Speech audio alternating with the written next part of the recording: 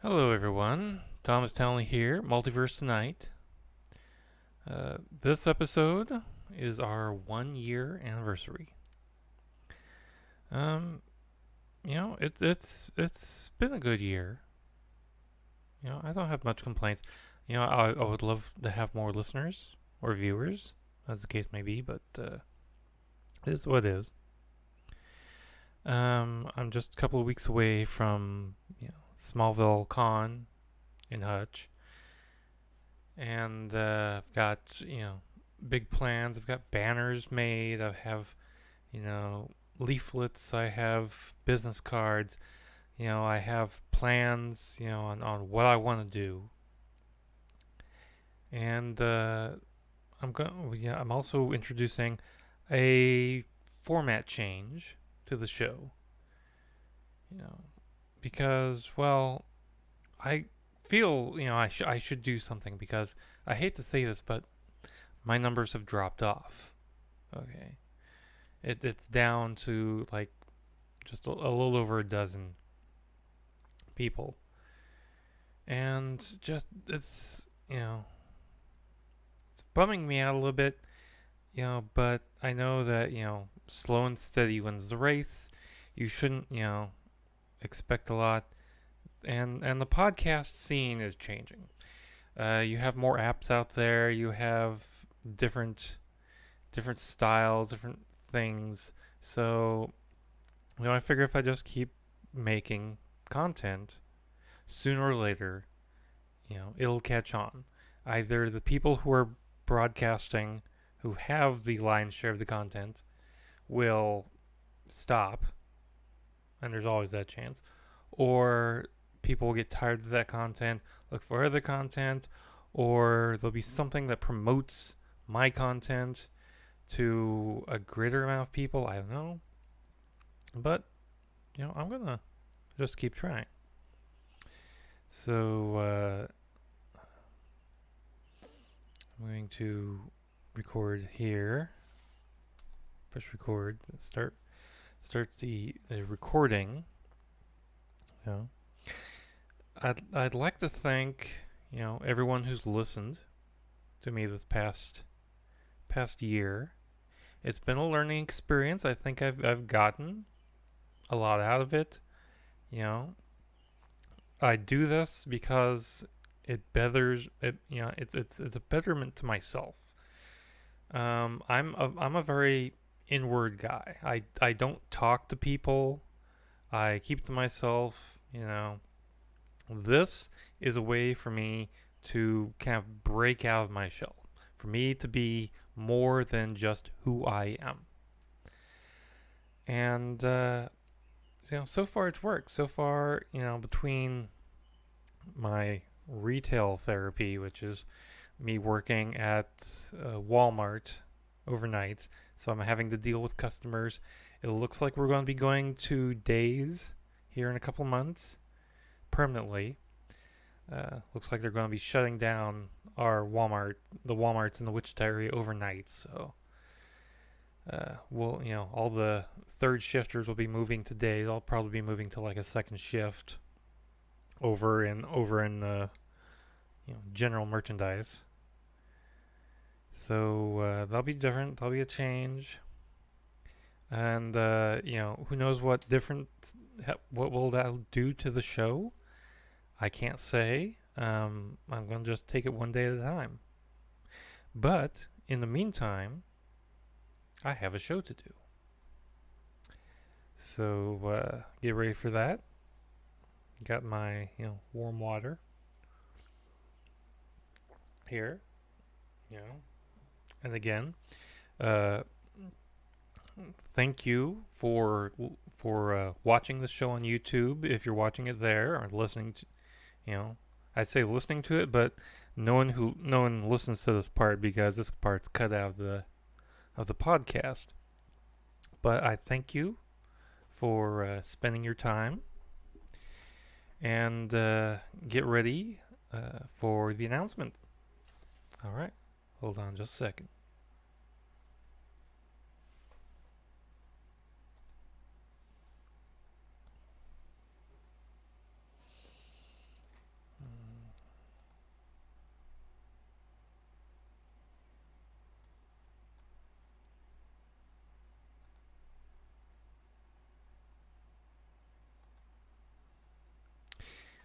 Yeah, hold on, here we go. I want to shut some stuff down in the background here. Alright.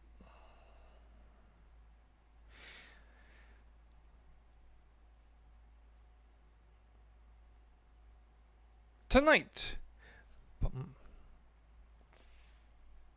I didn't even write a beginning for this.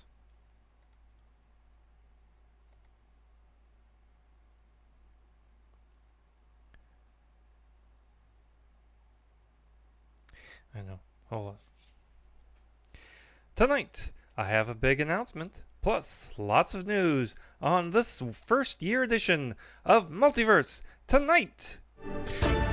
Comic books, sci-fi, fantasy, and more. If you're looking for a roundup of geeky news, you're in the right place. This is Multiverse Tonight.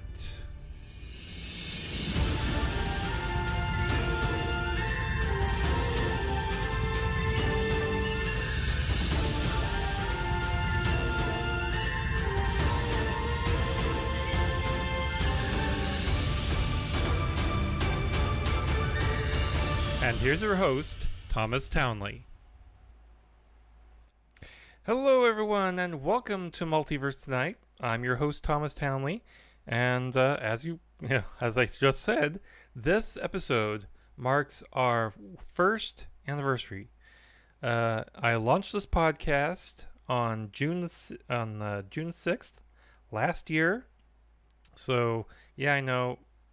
Technically, I'm recording this on the 4th, but it's just the way that the calendar goes. So this is our first year anniversary, and I'd like to thank all of you who have listened to me for the past year. It's been an honor telling you the news, and I hope to do this for a long time to come. If you'd like to thank me at all, then just go over to Patreon or Ko-fi.com and search for Multiverse Tonight. Also, I'll be doing a giveaway to celebrate this 1 year anniversary. So just donate on Patreon or Ko-fi. That's ko-fi.com. And I'll enter you into a random drawing to win an awesome box of loot. This is stuff that I've accumulated over the year, brand new stuff that I've gotten from other loot boxes, I've gotten from conventions, and it's just an awful lot of fun.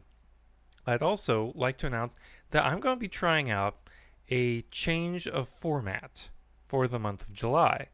The show will be split into two shows: Multiverse Tonight Comic Edition and Multiverse Tonight Sci-Fi Edition. One part will be released on Tuesday, and then the second edition will be released the following Thursday. That way, if you want to listen just to the comics edition, you can ignore the sci-fi edition. If you just want the sci-fi edition, you can ignore the comics edition. If you like one more than the other, please contact me. My Multiverse Tonight at multiversetonight.com. And if you don't like it, same way. Contact me. I'm on Twitter, Facebook, Instagram, all Multiverse Tonight, except for Twitter, which is at Multiverse Tom.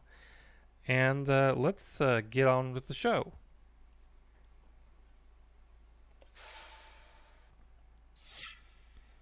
Now, we start out with Star Wars news today, and Bryce Dallas Howard, speaking with Collider at the premiere for the Elton John biopic, Rocket Man, was asked about getting to direct an episode of Disney Plus's The Mandalorian.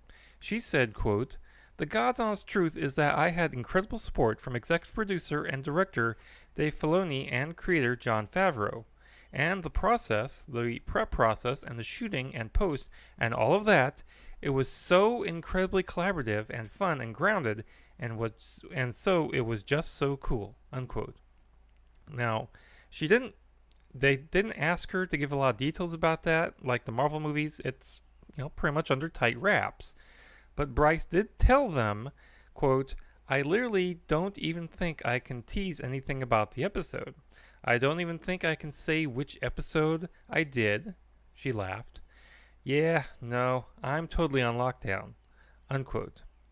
Now, she could talk about the technical side, though, saying that Jon Favreau is pushing on emerging technologies and was, quote, really extraordinary, unquote. She was especially excited to use a volume, which is described as a large space surrounded by blue screens and tracking cameras that capture performances. Bryce told Collider, quote, there was something special that we shot in called the volume, and basically you step into it and the naked eye, you can't tell what you are surrounded by, basically LED screens, and you feel like you're wherever the story is taking place. It's almost like, this is the wrong term to use, especially for this project, but it's almost like a holodeck, unquote. It'll be interesting to see the end results. Now, a year ago was our first show, and also was the first big box office disappointment for Lucasfilm, Solo, a Star Wars story. It didn't do well enough at the box office to earn that sequel. However, some fans have taken to Twitter to ask for a Solo 2 to happen using the Twitter hashtag #MakeSolo2Happen. Solo's co-writer, Jonathan Kasdan, responded to the effort with, quote, beyond grateful and galvanized by the hashtag #MakeSolo2Happen energy on Twitter today. Means so much to everyone involved, and your enthusiasm makes it possible for us to keep advocating for it. Cause the maker knows there's a war story in a galaxy far, far away that's yet to be told. Unquote. So, would you like to see some sort of a sequel to Solo? Maybe they could produce one that goes directly to Disney Plus. They have so many avenues now. Star Wars Galaxy's Edge is open, and Rian Johnson, director of The Last Jedi, and his own upcoming Star Wars trilogy, got a preview tour of the park, and he posted on Twitter, quote, I think this is the only pic I'm allowed to post, but oh my god, congrats to all the Imagineers and artists who made this real. It's frickin' unbelievable. And yep, there's green milk, and yep, it's delicious. Galaxy's Edge. Unquote. He posted that with his wristband that said he was allowed to be there until 11 a.m. to 3 p.m. Now, as to why he said green milk instead of blue makes me think he might see color differently. But we have learned that they have both blue milk and green milk. The milk is actually blue. It's a plant-based dairy that is lactose intolerant friendly. Yay! And can be soft frozen like a milkshake. Well, if you get to go, please drop us a line and tell us how it tastes.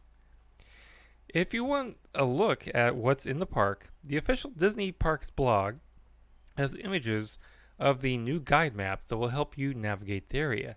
The map identifies locations on the 14-acre park, including the Millennium Falcon and restaurants like Ronto Roasters. However, it does note that the Star Wars Rise of the Resistance attraction won't open until later this year, probably with the second phase of the park.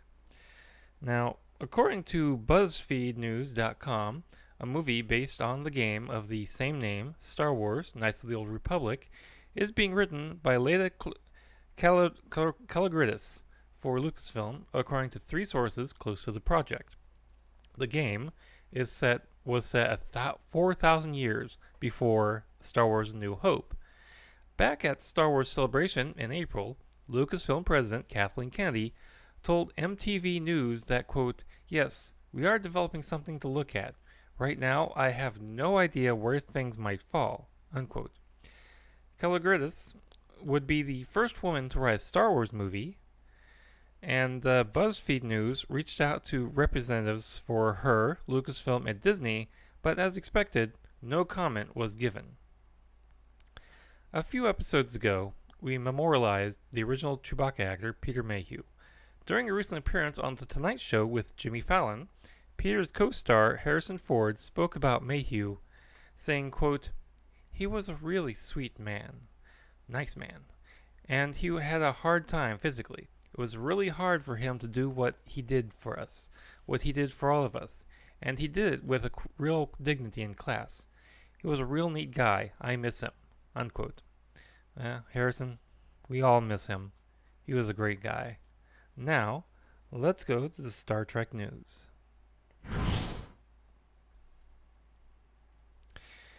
Now, we have to start Star Trek news with the trailer for Star Trek Picard, so let's watch.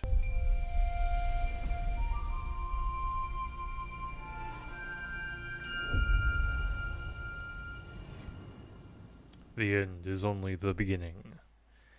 Now, you have to, that was a great little teaser, I especially like the vehicles that you see, the tractors that hover over the vineyard. And, we have to wonder, what was that mission? Why did he accept the rank of admiral even though he, had advice from Captain Kirk not to take that rank? Did he or does he have Irumodic syndrome? Did he eventually marry Beverly? I guess we'll know soon enough. The series is now wrapped up, the first 2 episodes. We get this from director Hanelle Culpepper's Twitter. She posted, quote, "I've wrapped and Jonathan Frakes is filming his block now. Can't wait to see a trailer with a hint of a unquote. Can't wait to get that trailer, that next trailer with the hint of a story. But we probably won't see that until Star Trek Las Vegas, which is at the end of next month, July. Now, put this in the oops file. The USS Jaeger, a chapter of Starfleet International, the Star Trek fan organization that I will admit right here and now that I'm a member of, accidentally painted a tank the wrong color. The Jaeger, which is based in West Virginia, was doing a public service project in Bluefield, West Virginia's Luteo Park. According to Vice Admiral Jerry Connor, the commanding officer of the chapter, the club had been cleaning and painting the World War II era M41 Bulldog tank for about 20 years. They decided it was in need of a new paint job and took a sample of the color to a local Bluefield merchant and purchased a couple of gallons that were supposed to match. Now, I'll let Connor's laird to the Bluefield Daily Telegraph explain from here. Quote, "We were worried when we opened the containers and found something nowhere near our sample. Surely it will dry the right color, we thought, and proceeded with the prep and painting. Imagine our chagrin when it dried not green, brown, olive, but instead bright mustard orange." Unquote. Now, Mr. Connor then said in the lair that the club was going to obtain a new batch of paint and had made arrangements with the city to get the tank back in the proper color. The paper went on to note that the city doesn't actually own the tank. It's owned by the National Guard. City manager Dane Rideout told the paper that, quote, "The National Guard has reached out to us and we are working with them to acquire historically accurate paint and the paint scheme. We want to be as historically accurate as we can be." Unquote. Now, here's hoping that they find that shade. Now, I know that I normally stay out of American political news in the show, but it's not often that Star Trek and politics clash.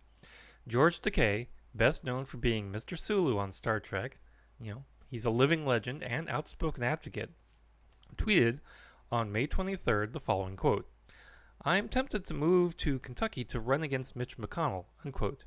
Now, Mitch McConnell, especially for those of you who listen outside of America, is the Republican senator from Kentucky who is the majority leader of the Senate and chief obstructionist.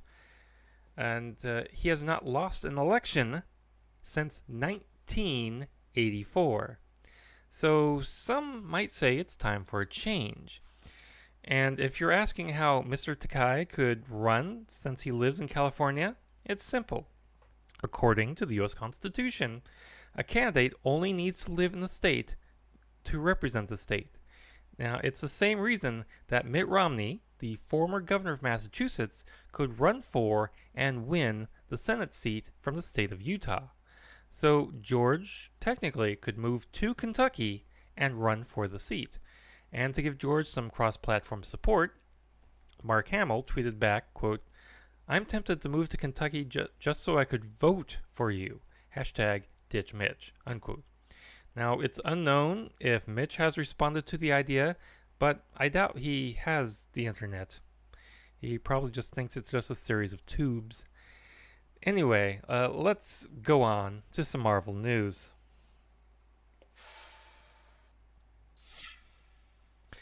Now, a Marvel fan has pointed out on Reddit now that Disney has the rights to the X-Men, could they go back and retcon Scarlet Witch's origins in the movies?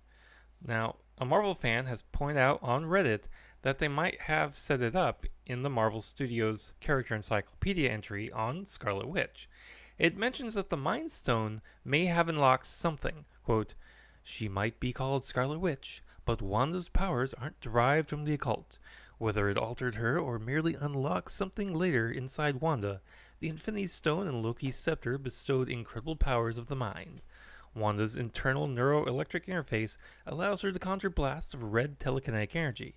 She can also use this energy to create barriers, levitate, and move objects, to communicate and read thoughts by telepathy, and even to manipulate the minds of others. Unquote. So, did the Mind Stone turn on her mutant abilities? I guess we'll have to wait for a definitive answer. Now, could Deadpool be integrated into the MCU sooner rather than later? The site MCU Cosmic says that a reliable source says that Kevin Feige is looking at three options to getting Wade Wilson to the MCU. Either a new solo film, Deadpool 3, a limited series on Disney Plus, or an appearance in the third Spider-Man movie. All are interesting options. My guess would, of course, lean toward a third Deadpool movie, as that would allow Deadpool to be edgy and Disney would get all the profits. If you remember, they share Spider-Man with Sony Pictures. Now, Tilda Swinton's character, the Ancient One, was an unexpected cameo in Avengers Endgame. In a recent interview with IndieWire, Tilda Swinton revealed that she had to come back to reshoot a scene because they changed the rules of time travel in between the principal photography and the reshoots. Quote, it was a surprise to me too, and it was a pleasure, but what was a real surprise was we shot it one summer day, and then over a year later, I went back to reshoot it because a couple of lines had been changed, a couple of plot points had been changed, and there was a tweaking of my costume. Unquote. While she didn't elaborate on what exactly the changes were, it's believed that it was about the need to return the stones to their former places in the timeline, or risk dooming the people in those alternate timelines. In other words, a stone in time saves more than 9. Yeah, I'm not sorry for that. Now, Chris Hemsworth is a busy god. This year, he's been Thor in Avengers Endgame, and in a few weeks, he'll be an agent in the Men in Black in Men in Black International. Hemsworth sat down with Variety for an interview. He told them that he turned down the fourth J.J. Abrams Star Trek movie because, quote, I didn't feel like we landed on a reason to revisit that yet. I didn't want to be underwhelmed by what I was going to bring to the table, unquote. Now, on the subject of Endgame, Hemsworth said that he dubbed himself Lebowski Thor, and that originally the script called for Thor to end the film back in fighting shape, but Chris fought to keep his potbelly. Quote, I enjoyed that version of Thor. It was so different than any other way I played the character, and then it took on a life of its own. Physically, it was a good 3 hours in hair and makeup. Then the prosthetic suit, particularly for the shirt-off scene, that was a big silicone that weighed about 90 pounds. It was certainly exhausting. I had weights on my hands and ankles just to have my arms and legs swing differently when I shuffled along through the set. And he got teased by co-stars quite a lot, saying, quote, people just kept coming up and cuddling me like a big bear, or rubbing my belly like I was pregnant, or trying to sit on my lap like I was Santa Claus. You get a lot of affection. I felt like an old man, an old grandpa with a bunch of kids around. And then you get sick of it when people come up and grab your belly. Don't grab me like that. I know how my wife felt when strangers would come up and rub her belly. Unquote. His wife is actress and producer Alyssa Pataki. Anyway, there's plenty more in that article to discover, and I'll have a link to it in the show notes. Marvel's unbeatable Squirrel Girl has been, beaten? Issue number 50 will be the last issue. Good news is that it's not ending because of low sales, but because the creative team believes they've come to the natural conclusion for the story. Series writer Ryan North told AV Club, quote, "I'm proud that we got a Squirrel Girl book that ran for 58 issues and an original graphic novel. I'm proud that the character became so popular enough to be the core of a cartoon series, Marvel Rising, a novel spin-off series, Squirrel Girl, Squirrel Meets World, and Squirrel Girl 2, Fuzzy 2 Furious, a TV show pilot, New Warriors, but the truth of the matter is that when you're working on a character in a shared universe, you only have a little time with her, and then someone else will take over. It's a little like being a parent and watching your kid go off to school for the first time. You've done all you can, and you'll always be in their corner, but now it's up to them." The writer continued on. All you can hope to do, and it's something I hope we've achieved, is to leave your mark on the character in some way. I think Doreen Aline Green is a different person now, 5 years later, than she was when we started with her way back when, and I'm so proud of who she is now. Unquote. The final issue should be out in November. Now, let's take a moment and let me tell you about Radio Public. I'd like to thank you for listening to this edition of Multiverse Tonight. You know, one way you can support this show is to listen to it through the Radio Public app. Every episode of Multiverse Tonight that is heard through the Radio Public app, for iPhone or Android, means that you can get this podcast, and we get a couple of cents in our can. Find the Radio Public app in Google and iTunes app stores, and give it a try today.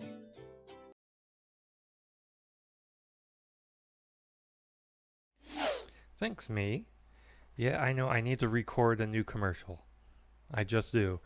But I haven't had time yet, so hopefully by the next episode, we'll have a new commercial recorded.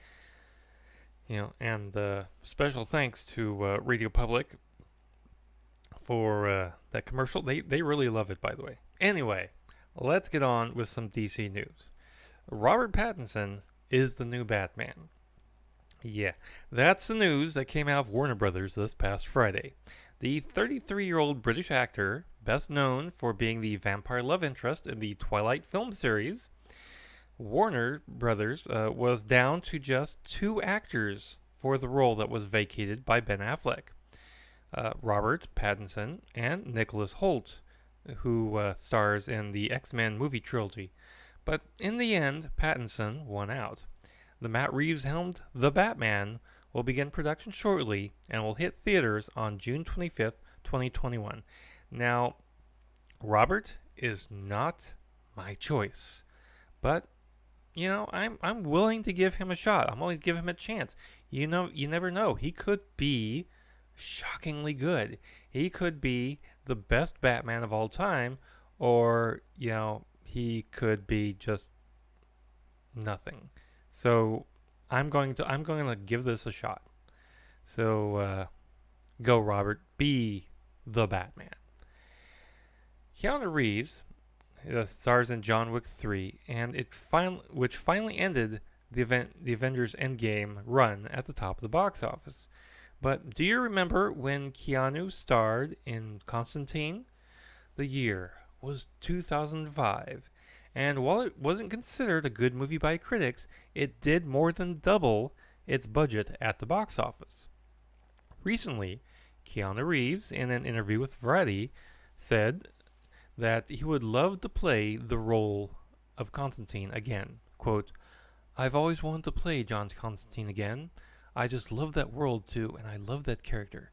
I just had a blast playing the character and playing in that world. Unquote. So, should Keanu make Constantine 2? He's going back he's made the third Bill and Ted movie. Maybe he should go back and revisit Constantine. You know, while Constantine isn't the same character that's in the DC television universe, it was a good character. I'd say give it a shot. Now, on to something else. The Booster Gold movie has made a step forward, and I know what you're saying. Booster Gold movie? Yes. Screenwriter Zach Stentz told Revenge of the Fans that his screenplay is finished and has been handed off to director and producer Greg Berlanti. Now, it's all up to Warner Brothers, but he did say that Berlanti was very happy with it. Now, the movie has been in development hell for years now. Perhaps we'll see it sooner rather than later. Frankly, I think they should make it a buddy comedy teaming Booster up with Blue Beetle. Maybe even make it Justice League International, so you have Ice, Fire, and Guy Gardner in there, and, make it a big thing. Also, on the movie side, from one movie in development hell to one that has a definitive release date, Wonder Woman 1984. Now, you might be wondering why the specific year of 1984. Director Patty Jenkins revealed to the Deadline Crew Call podcast that the reason, quote, 1984 itself is definitely very evocative to what's important in that movie and resonates with us right now. It was the pinnacle of the success in the 1980s.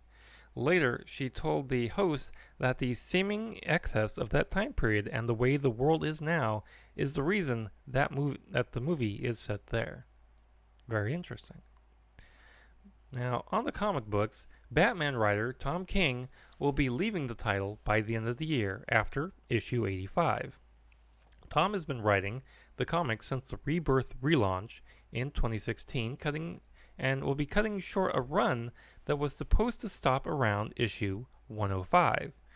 Now, there's no word on why from DC or King, but speculation points to possible pressure from parent companies Warner Brothers and AT&T. However, King will be able to complete the story he was telling in a 12-issue maxi series called Batwoman/Catwoman. King will be doing the series with Heroes in Crisis artist Clay Mann. Tom King said, quote, Batman Catwoman is a chance to do what Morrison quietly did in Batman and Robin. Launch an ambitious, accessible, beautiful, thrilling new series that concludes years of stories and defines what Batman is, can, and will be. This will be a comic about what the best Batman comics have always been about. How our greatest hero turns fear into bravery, pain into hope, trauma into love.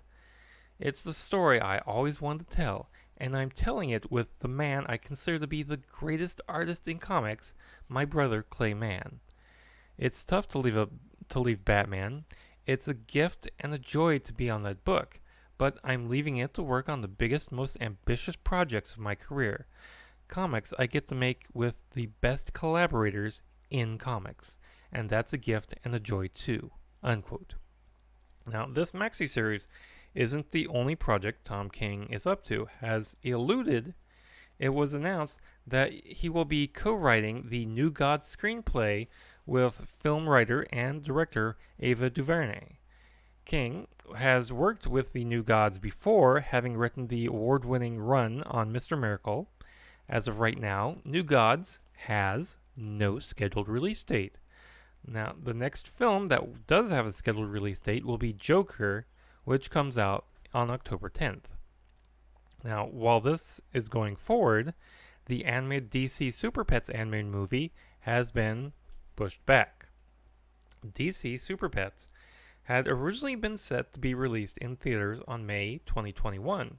Now it's been pushed back an entire year to May of 2022. The film is being directed by Jared Stern, who was the writer of the Lego Ninjago movie and the Lego Batman movie, and Sam Levine, and is produced by Patty Hicks. So maybe it just wasn't ready for prime time yet. We'll see. Now, let's go on to the geek news. Filmmaker Quentin Tarantino is working on the sequel to Django Unchained, and apparently will be based on a comic book miniseries that teamed Django with Zorro. The screenplay will be co-written by Tarantino with Jared Carmichael, and Django and Zorro was written by Tarantino and comic creator Matt Wagner, and was jointly released by DC and Dynamite Entertainment. Dynamite currently publishes comics based on Zorro, while DC had teamed up with Tarantino and his publishing partner Reginald Hudlin to adapt the original Django Unchained screenplay into comics for DC. Now, according to Collider, the crossover project is a go, but details are vague. There might be a third writer on the project, and it's unknown if Tarantino is co-writing or just advising on the screenplay.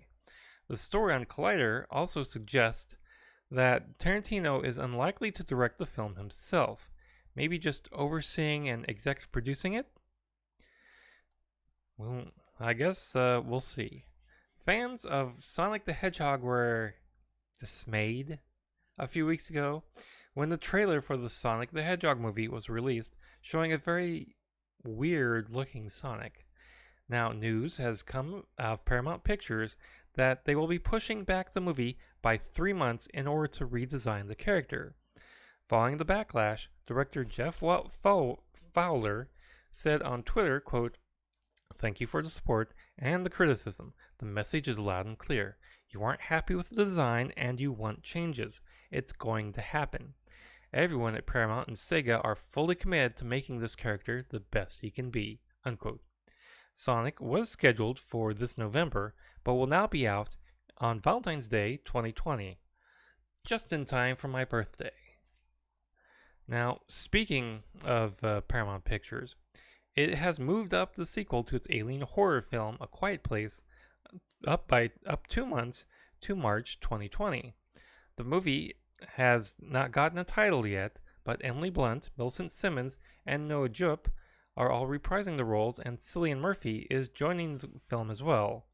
The original made $340 million at the box office globally and won Emily Blunt the Screen Actors Guild Award for supporting actress.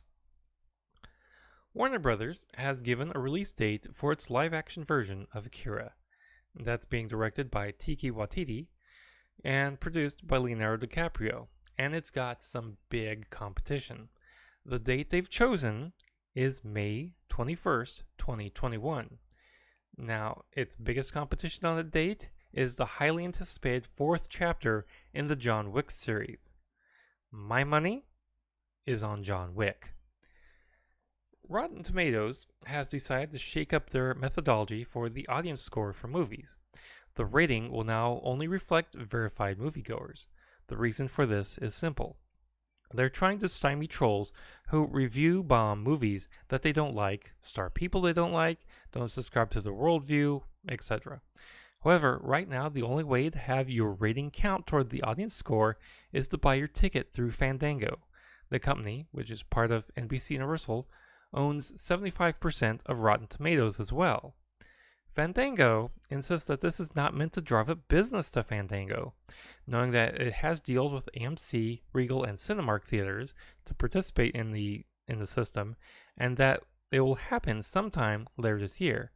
Now, frankly, I think that shows a bit of bad faith not to launch this change with those other theaters already ready to take part in it. But, it's not my company. Hulu has greenlit an adaptation of Nathan Ballingrud's North American Lake Monsters. The short story collection will be made into an as-of-yet untitled series. The show will be an anthology with a first season consisting of 8 episodes where natives of Louisiana encounter vampires, fallen angels, and other monsters that force the humans to re-examine their broken lives. The series will be headed up by Mary Laws, who will serve as both executive producer and writer, and it will be produced by Annapurna TV. Now, while we're on the subject of the Disney-controlled Hulu and British ITV, while we're on the subject of the now Disney-controlled Hulu and the British ITV,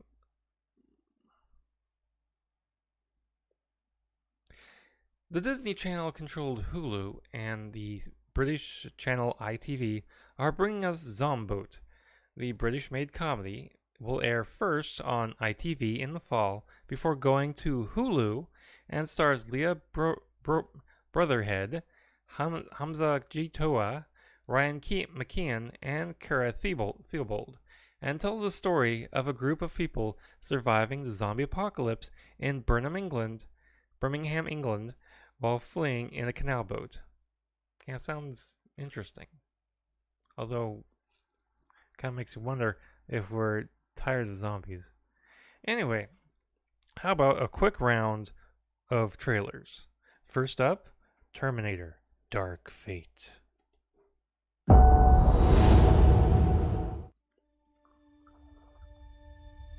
2 days ago, I had this nice, simple life. And now it's a nightmare.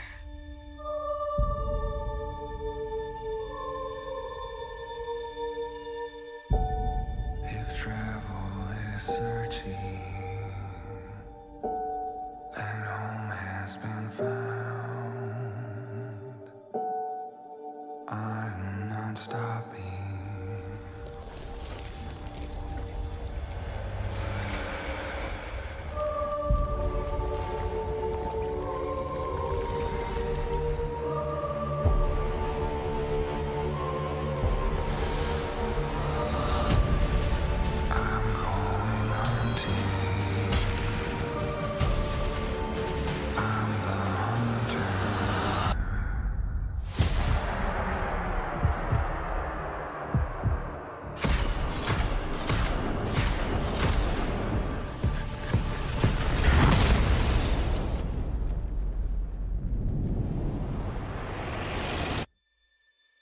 Who are you?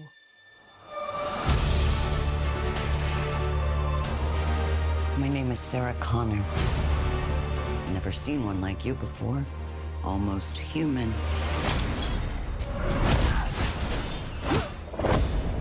I am human. Why do you care what happens to her? Because I was her.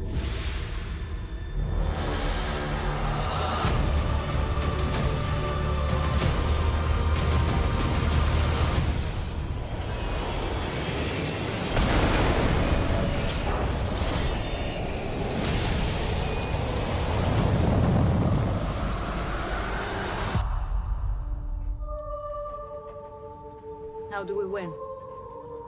We win by keeping you alive.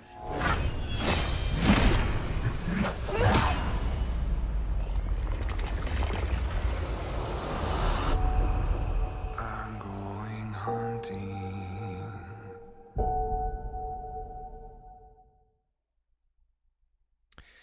Well, Terminator is not my thing, but that did look action-packed.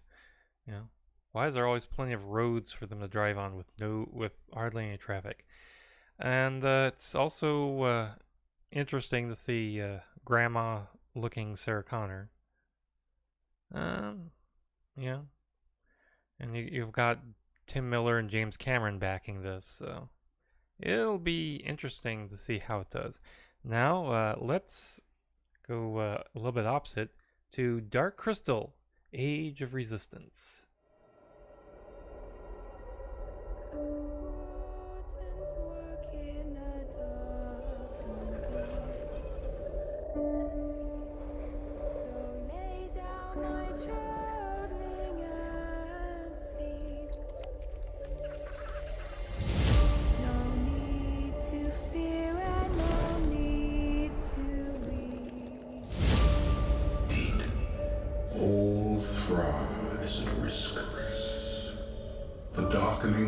corrupts everything it touches. What is the darkening? Behold.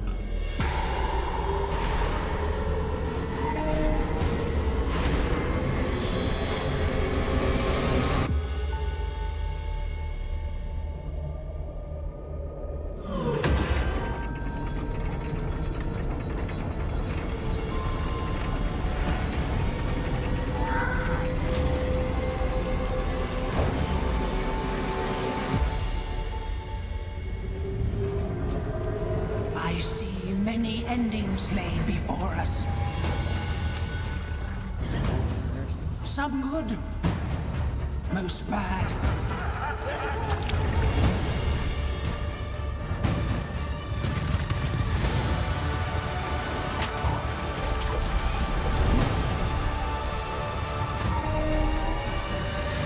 What have the Skeksis done?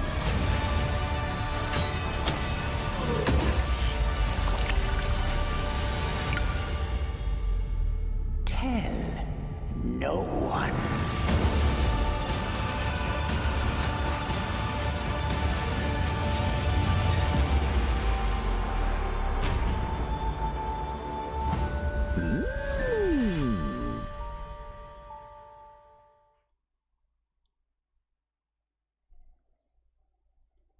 Now, that comes to Netflix in August, on August 30th.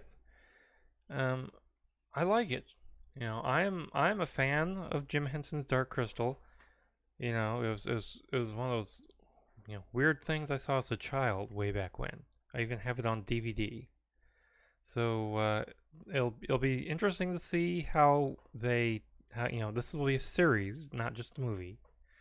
So it'll be interesting to see how this does in this day and age. Now, one final one. Disney Pixar, of course, they have to have a new movie, and this one is called Onward.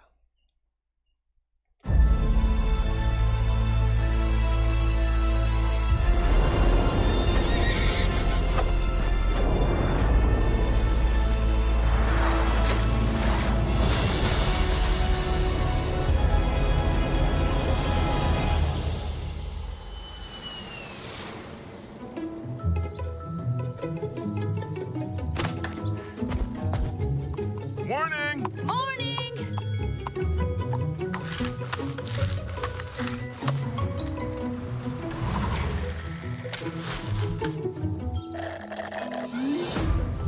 Hey, get back to work!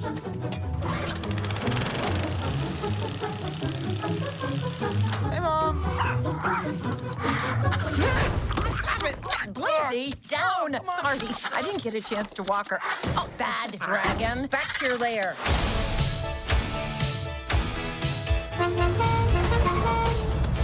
Come, dear brother, our destiny awaits. Okay, I'm coming. I see you've brought sustenance for our adventure. No, it's garbage for the trash can, and you left the lid off! Oh, shoot! Get out of here! Shoot! Get Ugh, unicorns.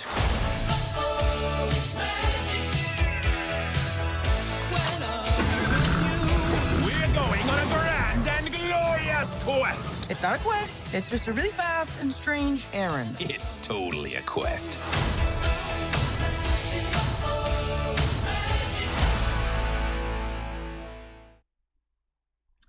Now, that also looked very interesting. For those of you who are listening to this, you know, of course you couldn't see it, but this is a world, think, you know, fairy tale creatures, elves, trolls, unicorns, dragons, and such, that live in a modern life like we live. So you had unicorns eating out of the garbage, you had an actual lawn gnome, a gnome who mows the lawn. You had a mermaid in a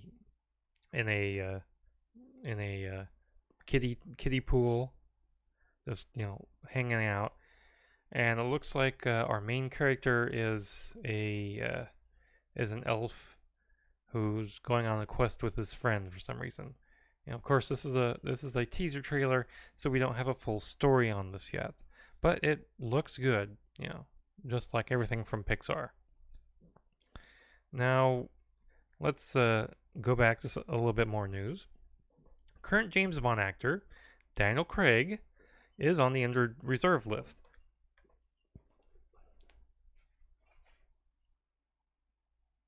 Current James Bond actor Daniel Craig is on the injured list after having minor ankle surgery to fix an injury he sustained on the set of Bond number 25, which is filming in Jamaica.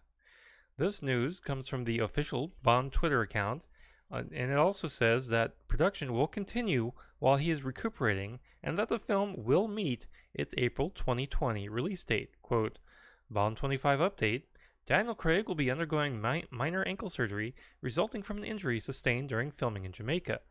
Production will continue whilst Craig is rehabilitating for 2 weeks post-surgery. The film remains on track for the same release date of April 8th of 2020, unquote.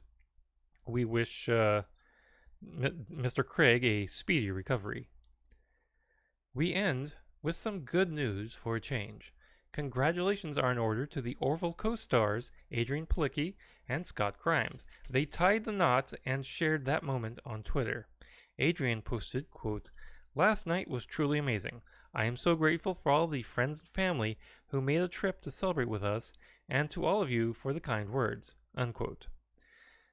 Palicki's former co-star, Ming-Na Wen, attended the ceremony and posted on Instagram, quote, What a magical night in Austin, Texas yesterday. Not only have I had the great fortune to work with Adrian and Scott, but I also am so lucky to have them as my friends. They're beautiful inside and out. And when Scott started tearing up as his gorgeous bride walked down the aisle, my heart welled up and my insides turned to mush. Congrats, unquote. So again, congrats to the happy couple, and we look forward to season 3 of The Orville this winter after the football season is over. And that brings us to the end of another show. Now, be sure to check us out on social media. We're at Twitter at Multiverse Tom, and on Facebook and Instagram as well. And if you'd like to contribute some money, please visit mtpodcast.com to go to our Coffee or Patreon pages. And be sure to visit multiuniversetonight.com to check out the affiliate marketplace links, the link to our TeePublic store, show notes, and so much more. And if you're a subscriber, please be sure to share us with your friends. And if you're brand new to the show, please be sure to subscribe and leave us with some feedback and let us know how we're doing. Special thanks to Shane Ivers for our brand new intro music, and to Lobo Loco for our outro theme music. Thanks for watching Multi-Universe Tonight. We'll be back in 2 weeks with 2 new shows. Now, please exit the universe in an orderly fashion. Good night. Multi-Universe Tonight is a production of Half Baked Genre Production. Copyright 2019. All rights reserved. Any trailers used in this show are properties of their respective studios. Their rights also reserved. Good night.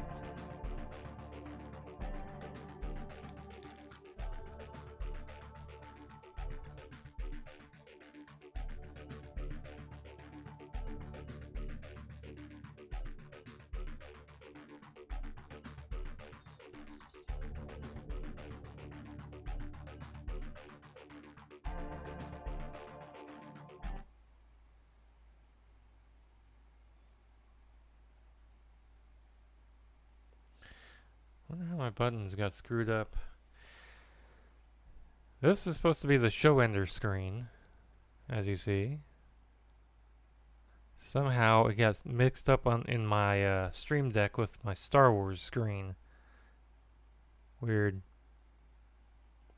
Anyway, thanks for watching, if you did watch. And as I said, we'll be back in 2 weeks with 2 brand new episodes. Have a good night, and if you're in Hutchinson for Smallville Con, stop by the booth, talk to us, and we'll see you later. Good night.